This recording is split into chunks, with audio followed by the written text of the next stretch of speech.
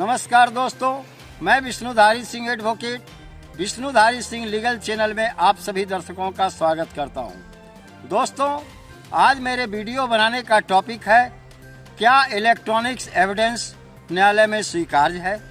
यानी दोस्तों, आप जो अपने मोबाइल से किसी की आवाज़ को टेप करते हैं, रिकॉर्ड करते हैं, या किसी वीडियो प्लेयर से वीडियो बनाते हैं, या किसी भी तरह का कोई भी आवाज़ या कोई भी प्ले अगर आप अपने इलेक्ट्रॉनिक डिवाइस में रिकॉर्ड करते हैं, उसे न्यायालय मान्यता देती है, न्यायालय में स्वीकार्य है। दोस्तों, ऑनरेबल सुप्रीम कोर्ट ने अपने एक निर्णय में सुनाया, जो RM Malkani versus state of UP का था।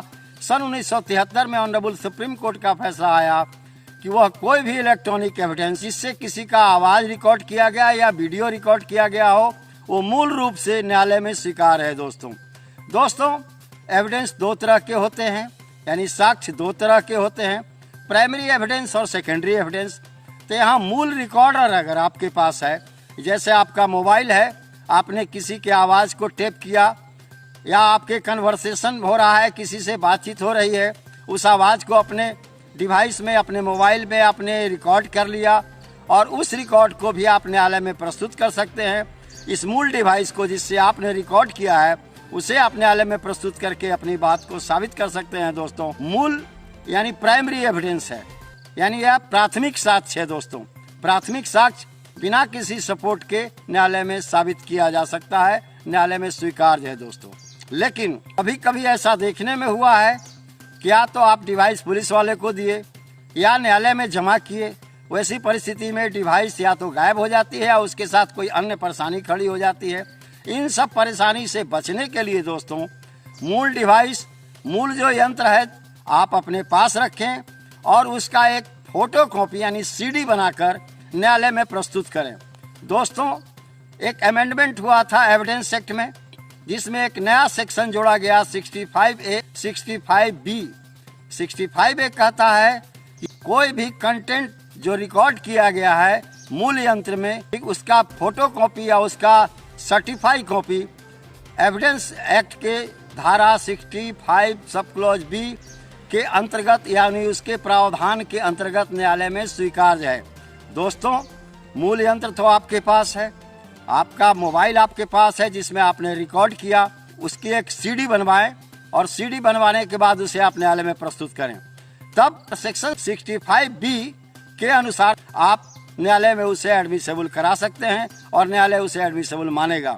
दोस्तों, अपने मूल डिवाइस से, अपने मूल यंत्र से, अपने मूल इलेक्ट्रॉनिक डिवाइस से कॉपी बनवाने का यानी CD बनवाने का एक तरीका है। दोस्तों, पहले आप उसे किसी के पास, कंप्यूटर वाले के पास ले जाएं, वो आपके मेमोरी में से कॉल डिटेल निकालेगा और कंप्यूटर में ले जाएगा, और कंप्यूटर से आपके CD में डाल देगा, और वो CD को आप एक प्लेन पेपर पर उसकी सारी आवाज़ को एक राइट डाउन करें, उसे आप लिख लें। आवाज़ हूबहू होना चाहिए, नकल जो उसमें बोली गई है उसमें एक अक्षर का भी अंतर नहीं होना चाहिए, वो साफ साफ हो, जो आवाज़ बोली गई है उसी आवाज़ को पेपर पर लिखी होनी चाहिए। और दोस्तों, इसके साथ आपको एक सर्टिफिकेट देना होगा, क्योंकि 65 सब क्लॉज B सेक्शन जो है एविडेंस एक्ट का, उसका सब क्लॉज 4 कहता है कि अगर इस तरह का कोई सेकेंडरी एविडेंस दिया जा रहा है न्यायालय में इलेक्ट्रॉनिक्स एविडेंस का, उसके लिए आपको एक सर्टिफिकेट देना होगा कि यह किस यंत्र से रिकॉर्ड किया गया, किस यंत्र के द्वारा इससे कॉपी की गई, और किस यंत्र के द्वारा यह CD बनाया गया, और CD के बाद जो बातें हम प्लेन पेपर पर लिखकर न्यायालय की सुविधा हेतु दे रहे हैं, क्योंकि बार बार तो न्यायालय CD खोलकर देखेंगे नहीं, तो जो बातें लिखी हुई हैं उन्हीं बातों को देखेंगे। वो बातें अक्षरशः वही बातें हैं जो मूल यंत्र में है। दोस्तों, इसमें अगर किसी भी तरह की गड़बड़ी हुई, किसी तरह की एडिटिंग हुई, किसी तरह की पेस्टिंग हुई, यानी किसी तरह का कोई मिस्टेक आपने किया, तब आपका साक्ष्य एडमिसेबल नहीं होगा। दोस्तों, इसमें कुछ कंडीशन है, कुछ शर्त है। पहली है, जिसकी आवाज़ में टेप किया गया हो, यानी आप जिससे बातचीत कर रहे हो और उसकी आवाज़ को आपको टेप करना है, तो आवाज़ उसी की होनी चाहिए, कोई दूसरे की नहीं। आजकल बनावटी आवाज़ में भी बहुत सारे लोग अपना रिकॉर्ड करके और फेक डॉक्यूमेंट न्यायालय में डाल देते हैं इलेक्ट्रॉनिक एविडेंस कि यह फलाने की आवाज़ है। दोस्तों, जब साइंस लेबोरेटरी में इस तरह की बातें जाएगी, चूंकि अपोजिशन यानी विरोधी तो चैलेंज करेगा, उस परिस्थिति में आपकी बात गलत साबित हो जाएगी। इसलिए दोस्तों इन सब चीजों से बचें। आवाज उसी की होनी चाहिए जिसकी आवाज को आपने रिकॉर्ड किया हो। दोस्तों दूसरा, जो आपका केस है, जो आपका मैटर है जिसे आप न्यायालय में साबित करने गए हैं, यह रिकॉर्डिंग भी उसी से संबंधित होनी चाहिए, उससे अगल बगल का नहीं दोस्तों।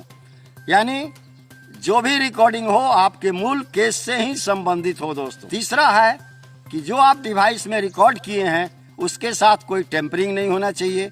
जैसे डिवाइस आप कंप्यूटर पर ले जाते हैं, वहाँ भी कुछ टेम्परिंग हो जाता है, उसमें डेट वगैरह बदल जाती है। आप उसे न मना करें और सीधा उसे सीडी में ले जाएं। आप सीडी में भी ले जा सकते हैं, लेकिन कंप्यूटर के माध्यम से भी सीडी में जाता है। दोनों में जो रास्ता आपको पसंद है आप उसे स्वीकार करें। दोस्तों एक अमेंडमेंट हुआ एविडेंस एक्ट में, जिसमें 65 सब क्लॉज बी सेक्शन जोड़ा गया।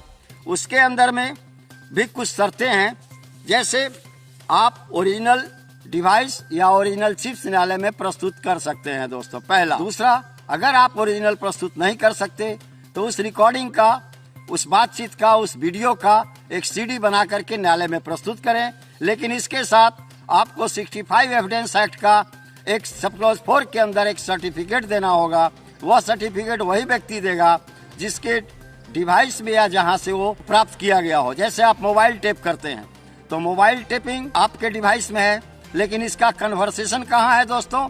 नेटवर्क का जो प्रोवाइडर है, जो उसका ऑपरेटर है, वो आपको सर्टिफिकेट लिख के देगा कि हाँ इस तरह की बात, फलाना फलाना बात फलाने समय में फलाने डिवाइस से फलाने और फलाने डिवाइस के बीच में हुई थी। ये आपको देना जरूरी है, इस तरह का सर्टिफिकेट। अगर सर्टिफिकेट नहीं देंगे तो यह सेकेंडरी एविडेंस न्यायालय में मान्य नहीं होगा दोस्तों। तब आपको प्राइमरी एविडेंस देना होगा, यानी मूल यंत्र न्यायालय में समर्पित करना होगा दोस्तों, अपनी सच्चाई को साबित करने के लिए। यानी सारी चीज मुख्य रूप से ओरिजिनल में होनी चाहिए दोस्तों। किसी तरह की छेड़छाड़ न्यायालय स्वीकार नहीं करेगा दोस्तों। अब दोस्तों इन सब का जो फोटो कॉपी आप न्यायालय में जमा करते हैं, उसके साथ इन 3-4 बातों को जरूर याद रखें। पहला, सही एवं सटीक फोटो कॉपी होनी चाहिए। जो भी आपके डिवाइस से फोटो कॉपी या सीडी निकला है जिसे आप न्यायालय में प्रस्तुत कर रहे हैं, वो एकदम सही और सटीक होना चाहिए। कंप्यूटर में टेम्परिंग नहीं होना चाहिए। यानी आप जब अपनी आवाज को कंप्यूटर में ले जाते हैं कॉपी कराने, कंप्यूटर वाले भी कुछ छेड़छाड़ कर देते हैं या आप ही कुछ उसमें एडिट कर देते हैं। ऐसी गलती भूल कर न करें। आवाज में लगातार निरंतरता, सटीकता और सही होना चाहिए दोस्तों। आवाज टूटी फूटी या अस्पष्ट भाषा में नहीं होनी चाहिए। अगर इस तरह का डिवाइस अगर आप प्रस्तुत करेंगे जिसमें आवाज में अस्पष्टता है या टूटी फूटी आवाज है, उससे न्यायालय स्वीकार नहीं करेगा दोस्तों। तरह से आप अपने कन्वर्सेशन को, टेप रिकॉर्डर को या जो आपने टेप किया है उसे आप न्यायालय में ले जाकर साबित कर सकते हैं। सिर्फ 2 ही तरीके हैं।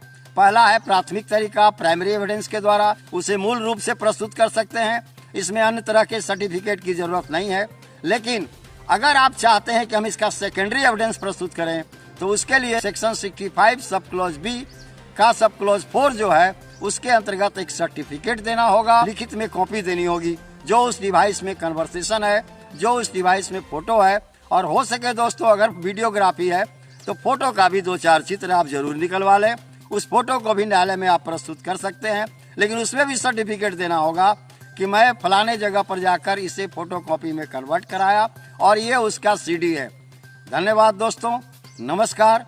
विशेष अगले वीडियो में अगर आपको मेरा यह वीडियो पसंद आया तो आप इसे लाइक करें, सब्सक्राइब करें, अपने दोस्तों को शेयर करें दोस्तों, और लाइक करने के बाद दाहिने तरफ का बेल बटन दबाना न भूलें ताकि मेरा जो भी अगला वीडियो हो वो आप तक निरंतर गति से पहुंचता रहे। धन्यवाद।